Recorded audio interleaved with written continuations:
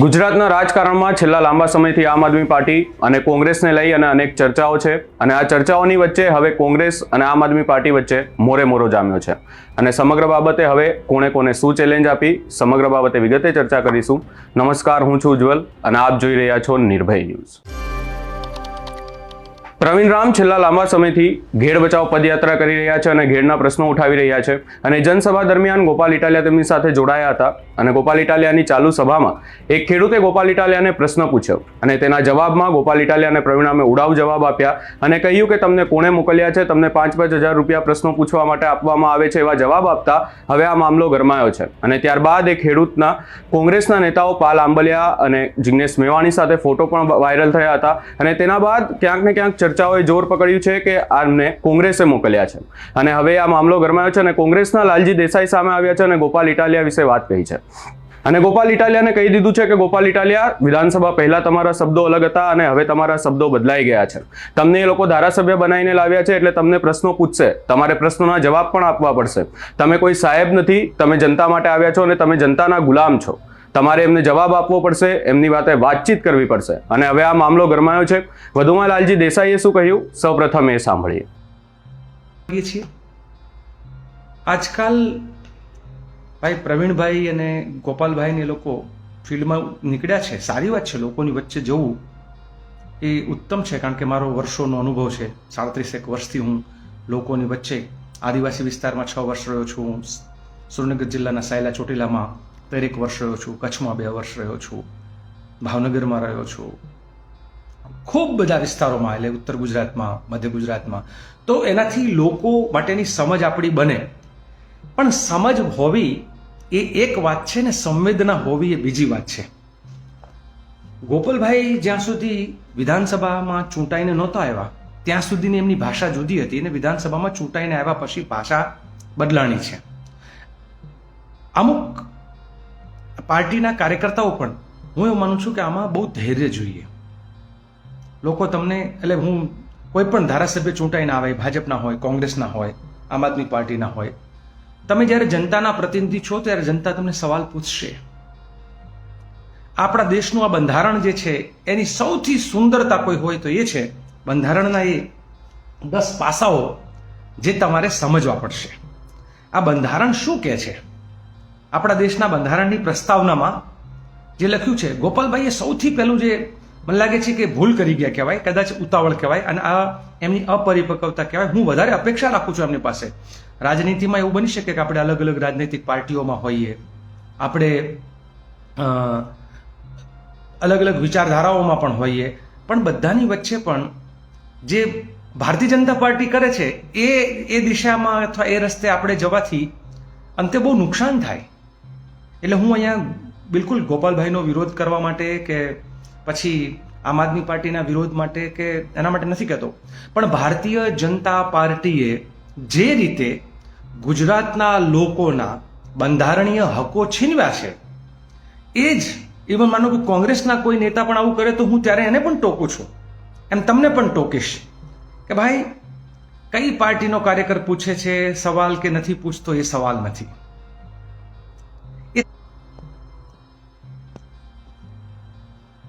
આ વચ્ચે ડિસ્કનેક્ટ થયું, હું એના માટે માફી ચાહું છું। અહીંયા કવરેજ, કારણ કે ભવનાથની તળેટીમાં છીએ એટલે ત્યાં નેટવર્કના સવાલો પણ છે, પણ થોડી વાર પછી હું હિન્દીમાં પણ વાતને મૂકીશ, નાનકડી એવી।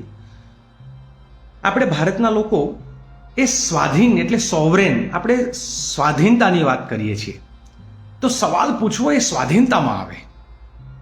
આપણે સોશિયલિસ્ટ છીએ એટલે સોશિયલિસ્ટનો મતલબ એ પણ છે કે હેવ્સ એન્ડ હેવ નોટ વચ્ચેનો અર્થ સમજવો। પ્રકાશ જલુએ જે સવાલ પૂછ્યો ને એ આમ વ્યક્તિઓનો હતો, આમ માનવીઓનો હતો, આમ જનતાનો હતો, ખેડૂતોનો હતો। એટલે આ દેશના ખેડૂતોને સવાલ પૂછવાનો અધિકાર છે, કારણ કે આપણી જે વિચારધારા છે એ સમાજવાદી છે। તમારી વિચારધારા સમાજવાદી ના હોય તો અલગ વાત છે।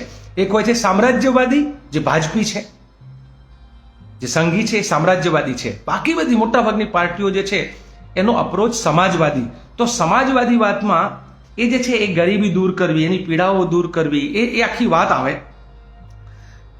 હું ધર્મનિરપેક્ષ વાળી વાત અહીંયા નહીં મૂકું, કારણ કે આ મુદ્દાને લઈને લાગુ નથી પડતું, પણ ડેમોક્રેટિક લોકશાહી લોકો દ્વારા બનેલું આ શાસન છે. તમે લોકોના ચૂંટાયેલા પ્રતિનિધિ છો તો ધૈર્ય જોશે, સહન શક્તિ જોઈએ જ કે તમે લોકોને સાંભળો. આ ગણરાજ્યની વાતમાં હું ઊંડાણમાં નહીં ઉતરું, કારણ કે આપણા બંધારણમાં પહેલું કહ્યું છે કે ગણરાજ્ય છે આ કોઈ એક રાજા નથી. અને તમે ચૂંટાઈને આવો, એ ભાજપના હોય, કોંગ્રેસના હોય, આમ આદમી પાર્ટીના હોય કે અન્ય કોઈ પણ હોય, તમે ચૂંટાઈને આવો એટલે તમે રાજા નથી, રજવાડાઓ નથી, તમે પ્રજાના પ્રતિનિધિ છો. અને ગણનો મતલબ જ થાય છે આમ સમુદાય, સામાન્ય માનવીઓ જે ગણથી બને એને ગણરાજ્ય કહેવાય, સત્તાધીશોથી નહીં, જેમાં ન્યાય, સ્વતંત્રતા અને સમાનતા. ભાઈ કોઈ સવાલ પૂછે છે તો એને સવાલને ન્યાય આપવો જોઈએ. વ્યક્તિ જે બોલે છે એને ન્યાય આપવો એ આપણું બંધારણ કહે છે. સમાનતાની આખી વાત જે છે કે તમે ખાલી મોટા લોકોના જ સવાલો જાણો, સામાન્ય ખેડૂત જે આ પ્રકાશ ચલુતો એક ચપ્પલ પહેરીને ઉઘાડ પગો એક આંદોલનકારી ખેડૂત આંદોલનનો નેતા છે, એને કોઈ પાર્ટી સાથે કોઈ આ ભાઈ ગોપાલભાઈને જીતાડવામાં એણે રસ લીધો તો એવું મારી પાસે પાક્કા પુરાવા છે. કારણ કે એને એમ હતું કે અમારા વિસ્તારનું ભલું થશે. જ્યારે તમારા ભરોસે કોઈ કે તમને ચૂંટીને મોકલ્યા હોય ત્યારે તમને કોઈ સવાલ પૂછે તો એ સવાલ કોંગ્રેસનો છે કે સવાલ ભાજપનો છે કે સવાલ અન્ય પાર્ટીનો છે એ મુદ્દો નથી બનતો. આપણામાં સ્વતંત્રતા, વિચારોની અભિવ્યક્તિ, દરેકને પોતાના વિચારો મૂકવાની અભિવ્યક્તિ. આમાં મને ખબર છે કે ખૂબ લોકો મને કદાચ મારી ટીકા પણ કરશે, પણ એમનો હક છે. મારી આ વાત ઉપર મારી કોઈ ટીકા કરે તો એમનો અધિકાર છે. હું એ ટીકાઓથી ભાગી ના શકું. તમે જ્યારે જનતાના પ્રતિનિધિ બનો છો, તમે જ્યારે જાહેર જીવનમાં આવો છો ત્યારે તમને લોકો સવાલ કરશે, તમારી ટીકા કરશે. આમાં એક બહુ જ ગુજરાતી સરસ કહેવત છે, જેને મોભારો થવું હોય ને એને ખીલા ખમવાની તૈયારી જોઈએ. આ મોભારેને તો બે બાજુથી ખીલા આવે ને મોટા ખીલા આવે. જેને ખીલા ખમવાની તૈયારી નથી ને એને ખપાટું થઈને રહેવાય, કારણ કે ખપાટમાં નાની નાની ખીલીઓ વાગે. તો તમે મોભારો બન્યા છો તો ખીલા ખમવાની તૈયારી રાખો. મને ખબર છે મોભારાની ભૂમિકા જે છે એ ખીલીઓ ખમવાવાળી છે, ખીલાઓ ખમવાવાળી છે. આડા અવળા ઉભા બધા ખીલા આવશે. તમે ફ્રેટર્નિટી એટલે કે ભાઈચારો, બંધુત્વ, આપણા બંધારણ, આપણે સૌથી મોટી જે તમે